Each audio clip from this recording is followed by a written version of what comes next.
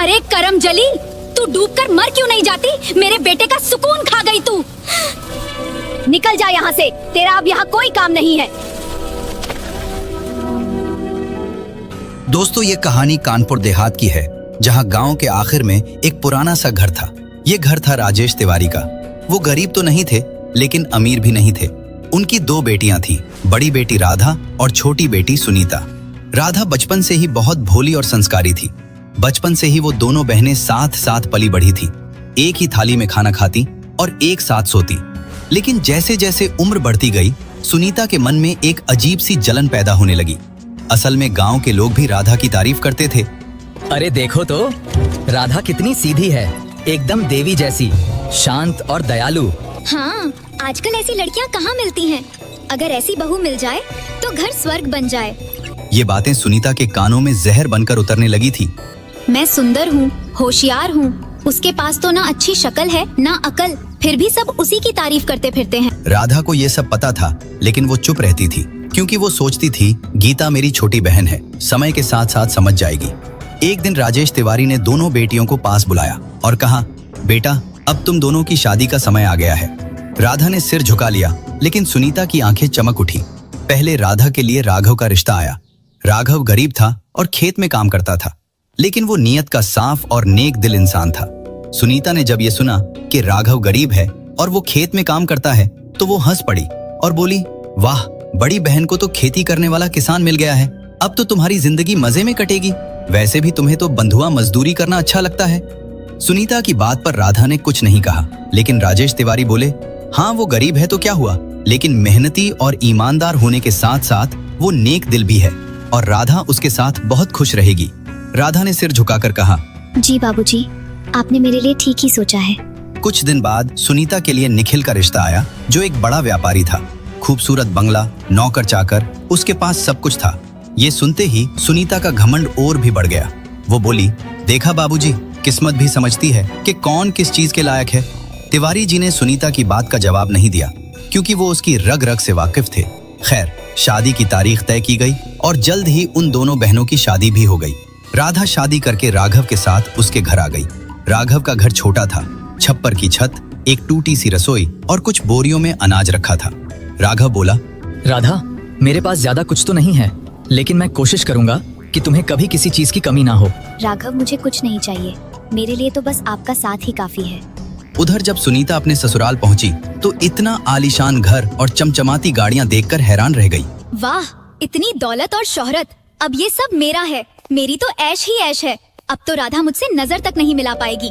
इस तरह दौलत और शोहरत के नशे ने सुनीता का घमंड दुगना कर दिया था।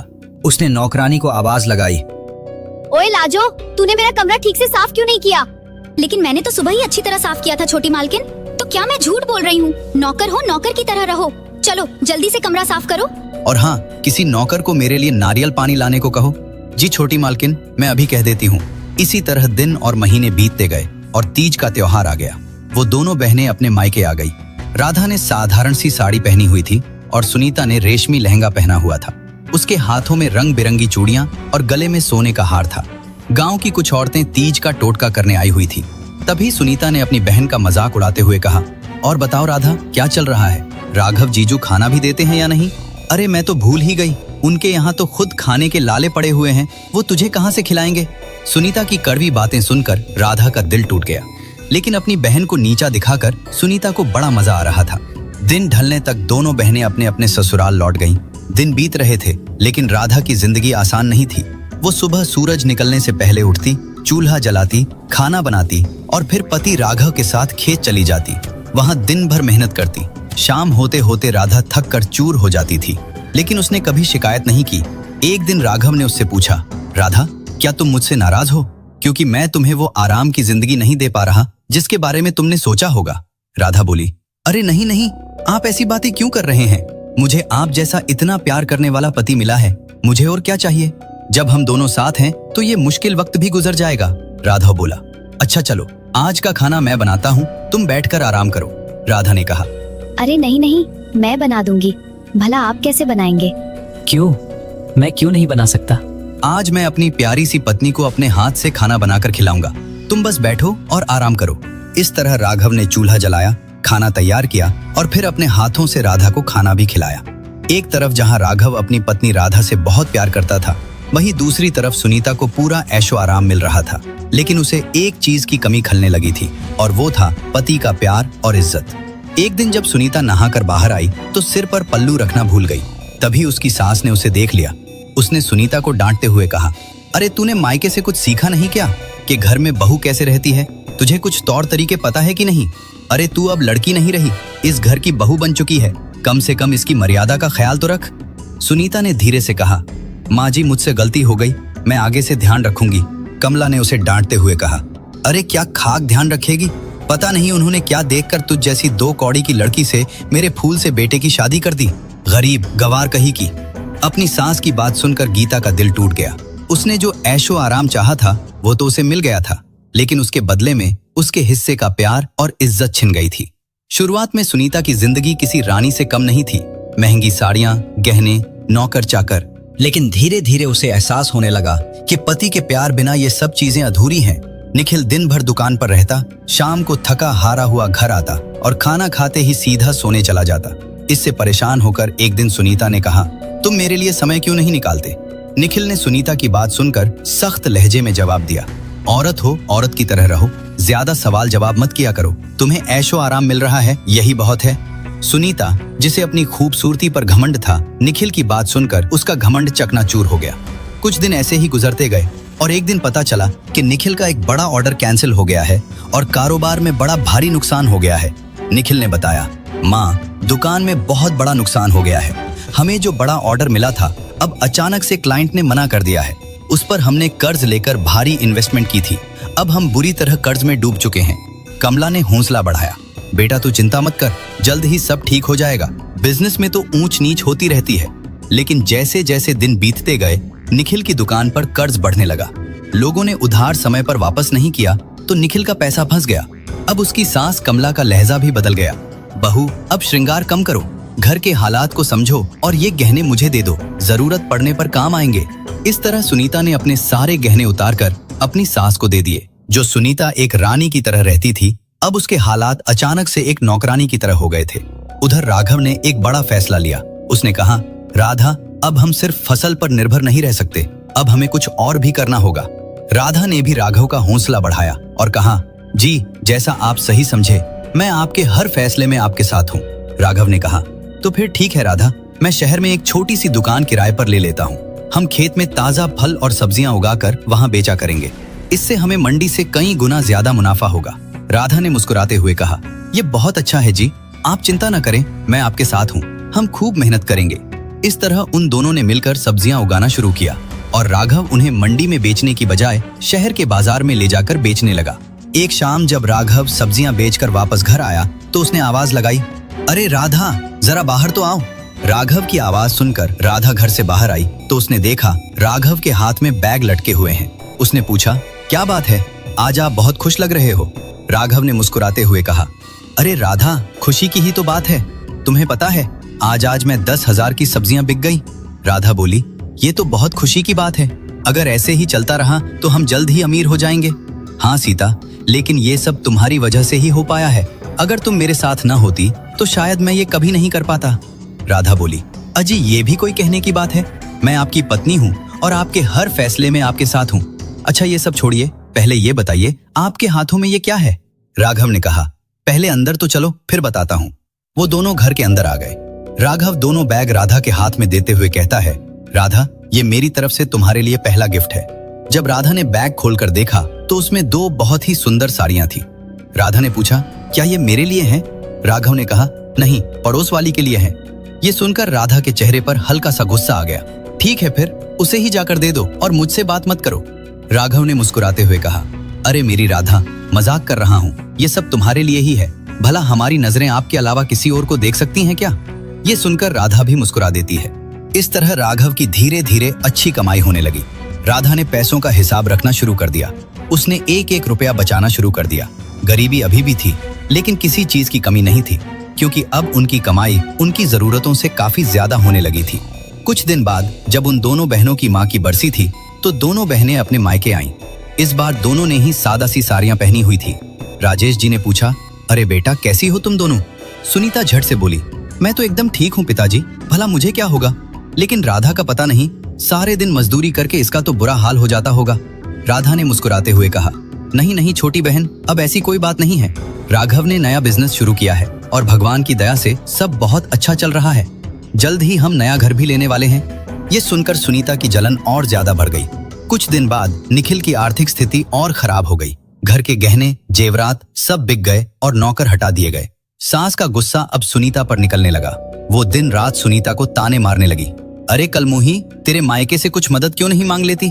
अपने बाप से बोल कि अपने दामाद की थोड़ी मदद कर दे, ताकि तेरे पति की परेशानी थोड़ी कम हो जाए। सुनीता ने धीरे से कहा, लेकिन माँ जी, मेरे पिता तो एक साधारण से किसान हैं। उनके पास कोई धन दौलत नहीं है और जो थोड़े बहुत पैसे उनके पास थे वो भी उन्होंने हमारी शादी में लगा दिए थे। वो कहाँ से हमारी मदद कर पाएंगे? सास बोली, हमने तुझसे निखिल की शादी करके बहुत बड़ी गलती कर दी। अगर किसी अच्छे खानदान में की होती तो आज कम से कम वो निखिल की मदद तो करते। ये सुनकर सुनीता को बहुत बड़ा धचका लगा। उसे महसूस हुआ कि जिस दौलत और शोहरत को देखकर उसे घमंड हो रहा था, वो सब उसे सिर्फ एक कुत्ते की तरह मिल रहा था। इस तरह उन दोनों बहनों की जिंदगी एक नया मोड़ ले रही थी। जहां राधा की जिंदगी खुशहाली की ओर बढ़ रही थी, वहीं दूसरी तरफ गीता की जिंदगी धीरे धीरे तबाही की ओर बढ़ती जा रही थी। एक रात जोर की बारिश हो रही थी। सुनीता रसोई के एक कोने में बैठी थी। रो रोकर उसकी आंखें सूजी हुई थी। पीछे से सास की आवाज उसके कानों में गूंज रही थी, अरे करमजली, तू डूबकर मर क्यों नहीं जाती? मेरे बेटे का सुकून खा गई तू। हमारे घर को बर्बाद करके रख दिया है तूने। न मायके से पैसा लाई, न किस्मत लाई, कुलक्षणी है तू। निखिल ये सब सुनता था लेकिन चुप रहता था। उसकी चुप्पी सुनीता के लिए सबसे बड़ा तमाचा थी। उसे ऐसा लगने लगा था जैसे उसका पूरा अस्तित्व ही मिट्टी में मिल गया है। अगली सुबह निखिल की दुकान पूरी तरह बंद हो गई। कर्जदार दरवाजे पर खड़े थे। अब घर बिकने की नौबत आ गई थी। सास ने घूरते हुए कहा, तू अपने मायके चली जा कुलटा, यहाँ अब तेरा कोई काम नहीं है। हमारे पास तुझे बिठाकर खिलाने के लिए पैसे नहीं है।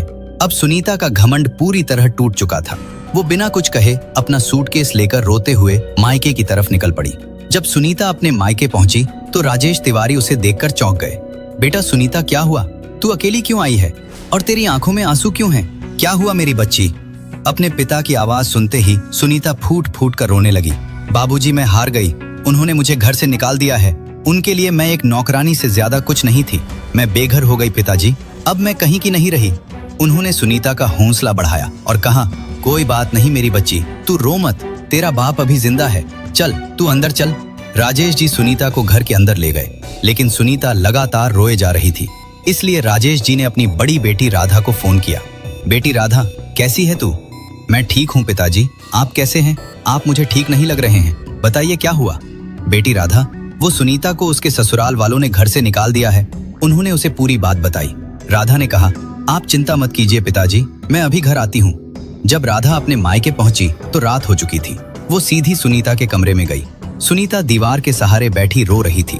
राधा ने कहा, ओह, तो अब हमारी ताड़का इतनी कमजोर हो गई है कि हार मानकर रोने लगी। ये सुनकर सुनीता ने राधा की तरफ देखा।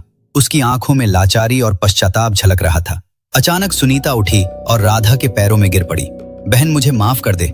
मैंने तेरे साथ बहुत बुरा बर्ताव किया है और शायद भगवान ने मुझे उसी की सजा दी है। सुनीता का ये रूप देखकर राधा हैरान रह गई।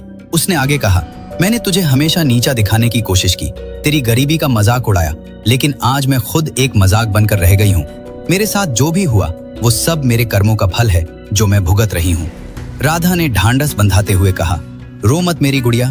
बहनें तो आपस में लड़ती हैं, झगड़ती हैं, लेकिन इसका मतलब ये नहीं कि हम एक दूसरे से अलग हैं या नफरत करते हैं। चल अब रोना बंद कर। सुनीता ने कहा, नहीं बहन, अब मुझे समझ आ गया है, इंसान पैसे से नहीं बल्कि अपने चरित्र और व्यवहार से अच्छा और बुरा कहलाता है। ये सुनकर राधा की आंखों में भी आंसू आ गए। उसने सुनीता को गले से लगा लिया और कहा, अरे पगली, बहनें माफी नहीं मांगती बल्कि एक दूसरे को संभालती हैं। चल अब रोना बंद कर, वरना मार खाएगी मुझसे। अगले दिन राधा ने राघव से बात की। राघव, मैं चाहती हूँ कि सुनीता भी हमारे साथ काम करे। इससे वो ये सब जल्दी भूल पाएगी और जिंदगी में आगे बढ़ पाएगी। राघव ने बिना कुछ पूछे कहा, ठीक है राधा, जैसा तुम चाहो कर सकती हो। आखिर सुनीता तुम्हारी बहन है तो वो मेरी भी बहन है। इस तरह सुनीता राघव और राधा के साथ खूब मेहनत से काम करने लगी। सुबह जल्दी उठना, खेत जाना, सब्जियों में पानी देना, सब्जियां तोड़ना और राघव के साथ शहर जाकर दुकान पर सब्जियां बेचना। सुनीता के हाथ छिल गए, कमर दर्द करने लगी और एक दिन परेशान होकर सुनीता ने रोते हुए कहा, राधा, ये सब करना मेरे बस की बात नहीं है, मुझसे नहीं हो पाएगा, मैं तुम्हारे जितनी मजबूत नहीं हूँ। राधा ने उसे समझाया और कहा, हिम्मत मत हार सुनीता, मैंने भी सीखा था, तू भी जल्दी ही सीख जाएगी और देखना एक दिन कामयाबी तेरे कदम जरूर चूमेगी। इसी तरह दिन बीतने लगे। सुनीता ने राघव और राधा के साथ काम करके कुछ पैसे इकट्ठे किए और खुद का एक रेस्टोरेंट खोलने का फैसला किया। राघव और राधा ने सुनीता का साथ दिया और फिर कुछ दिन बाद सुनीता और राधा ने मिलकर पार्टनरशिप में शहर में एक रेस्टोरेंट खोल लिया। रेस्टोरेंट बहुत अच्छा चलने लगा और जल्द ही सुनीता और राधा का नाम स्टार्टअप आइकन गर्ल्स के रूप में मशहूर हो गया। उसी दौरान निखिल राजेश तिवारी के घर आया। उसने नमस्ते किया और पूछा, सुनीता कहाँ है?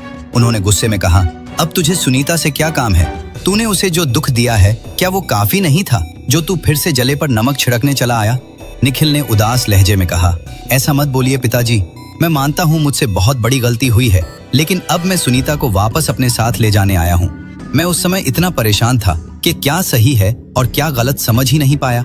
उन्होंने कहा, बेटा, जो इंसान इतने दिन साथ रहने के बाद भी सही गलत को नहीं समझ पाया और मेरी बेटी को छोड़ दिया, भला उस इंसान के साथ मैं अपनी बेटी को दोबारा कैसे भेज सकता हूँ?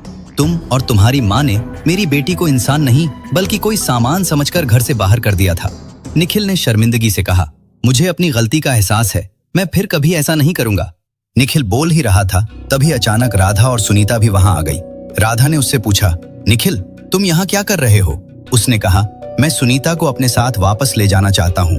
राधा ने उसे घूरते हुए कहा, इतना सब करके भी तुम्हारा मन नहीं भरा कि तुम फिर से वापस आ गए?